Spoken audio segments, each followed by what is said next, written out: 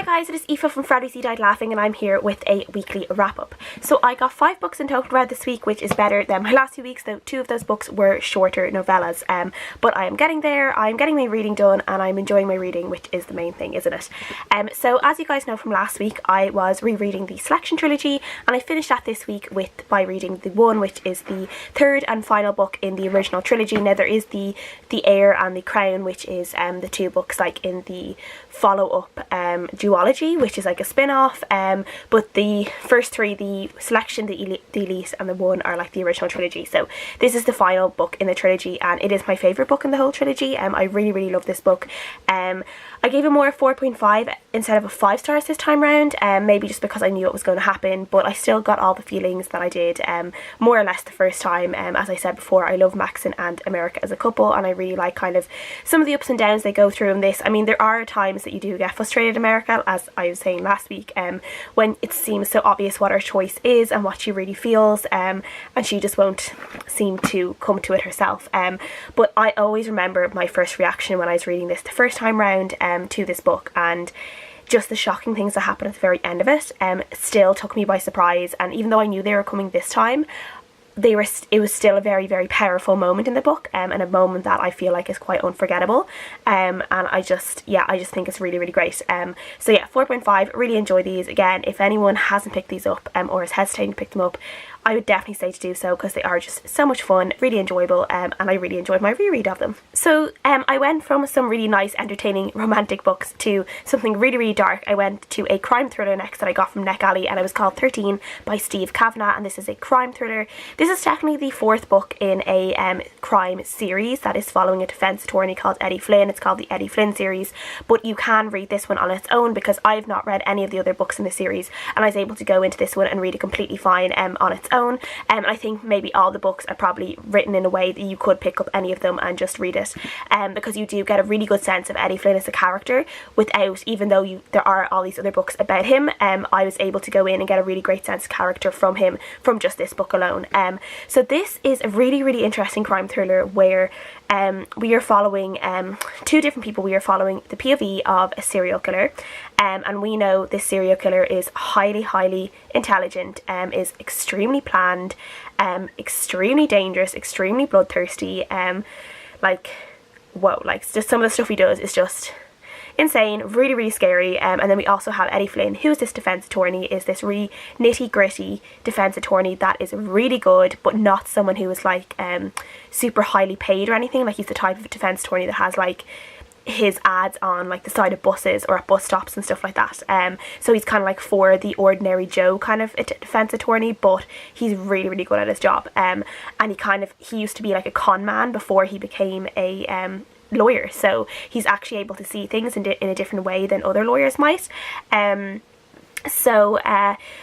Basically Eddie ends up getting employed to be on this really high profile double murder case, and it's like super high profile because the celebrities involved in it.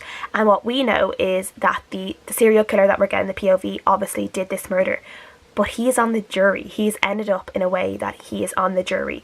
So we find out all the different ways that he was able to do that, and all the different ways he is basically twisting things around to try and get a guilty verdict from this jury for this man who's completely innocent of the crime that he's been framed for. And Eddie ends up coming into this case and starting to kind of pick it apart a little bit, and realising there's some bits that don't really make sense, and starts looking into who the other killer would be if it's not his client.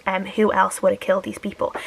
And he kind of starts getting closer to the truth, and we are just seeing the 2 of them play these different games and coming closer and closer to one another, and it is just so good, and it's just so gripping, and I just love this from start to finish. I read this in like, I think a little bit over a day. I just could not put this one down. It was just so gripping, really different to the type of thriller. Like, I love a good thriller, but because this one was so different, because the killer, we knew the killer from the start, and we were following him from the start, and we were getting his point of view from the start, and we were seeing all the different things he was doing, but then we were also seeing all the different ways that Eddie was starting to clue on to him in a way, and it just made things so exciting. And yeah, I just cannot recommend this enough for people who love a good crime thriller, because this is a different kind of one. Like, I don't think you've read one like this before, because I certainly haven't, and I just loved every single moment of it from like the start to the finish. Really liked the style of writing, really intelligent writing as well, but also just like, it was just great. And I think it would be really good for people who like just like normal like courtroom drama as well, because there was a lot of courtroom stuff in this. So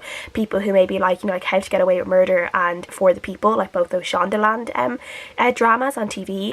But yeah, really enjoyed this one, gave it a 5 out of 5 stars. Next book is one I got from Abrams and Chronicles for review. That is Valley Girls by Sarah Nicole Lemon, and this is about a girl called Rilla who is sent to the Yosemite National Park to live with her sister after she does some bad things at home, or like she kind of gets into trouble at home and she's sent to live with her sister, and literally within 24 hours of being in Yosemite she ends up getting busted for partying, and she like is really like, okay, like I have to set myself straight, I have to start like working like for my sister, I have to kind of, you know, pick up my pants and really like show people I'm worth their time and effort and that they're putting into me.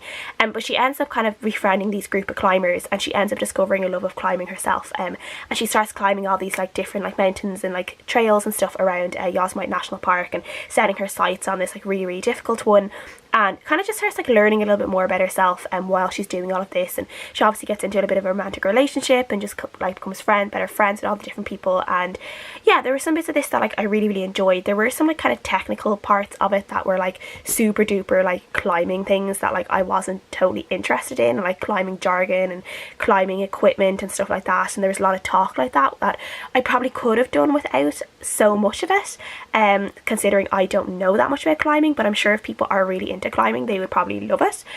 Just for me, obviously it wasn't like that interesting. But I really liked that Rilla was like, obviously she kind of seemed to be that she should be this like really, really cool girl, and she was to an extent, but then we also saw her being super like just super insecure around these other girls who were climbers, and she was the one thinking that she was uncool and she just wanted to impress them. And it was just kind of really nice seeing this like vulnerable, insecure side of her as well. There are some queer characters in this as well. There's a very interesting conversation at one point about coming out, and about how coming out is a very personal thing and people should never be pushed into doing that. And I think that was a good conversation to have in a book, even though it's not about Rilla herself.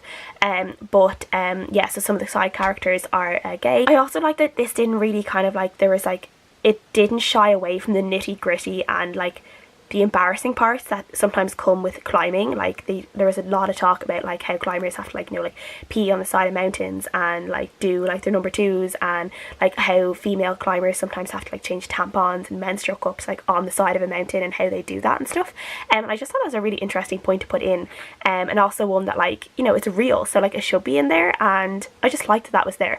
Just kind of like that reality, the stark reality of what life would be like for climbers, like super like, you know, peak climbers, like intense climbers, that yeah, they have to do all that kind of stuff. I gave this a 3 out of 5 stars overall, because there were parts of it that did kind of drag a little bit for me, just because of all the climbing stuff, like all the climbing like descriptions and stuff. But there were some really, really beautiful descriptions of Yosemite National Park, and like the scenery and the colours and the views that I really enjoyed as well. And it definitely made me kind of just like want to be instantly transported there and see those views for myself.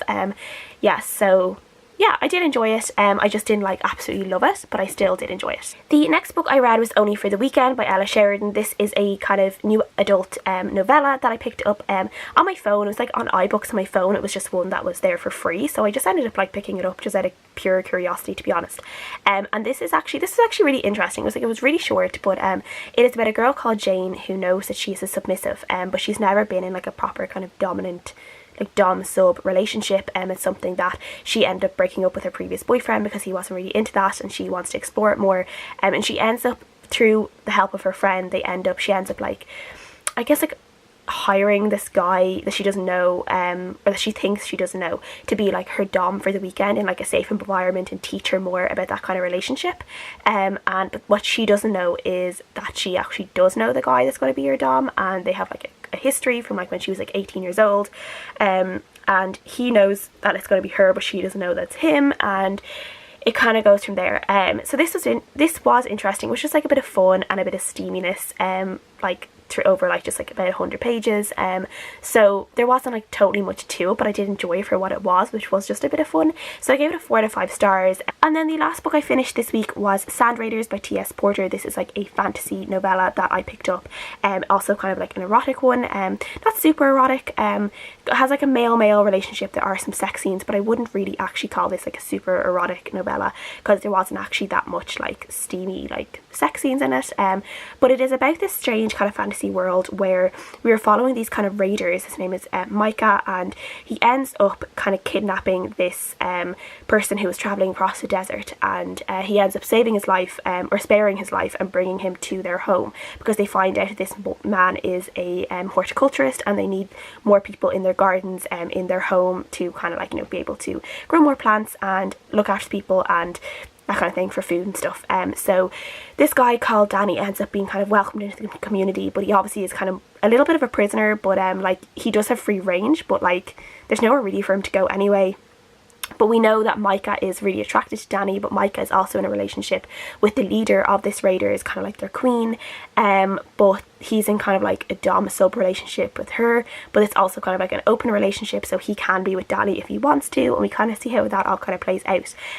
But like I actually found the world more interesting than anything else, because the world is like where this desert, this like that is obviously kind of surrounds a lot of this world, is like they need kind of magic wards to be able to be in it, because the sand, if it cuts you, is like super dangerous, and it's like it can kill you, like it can like do something where it's so painful that people will literally like tear themselves apart because of it, and so all these wards are needed if people are going to go out into this desert. And there's also these things called like dust demons that people can control, or like are created, and that some people can control with magic as well.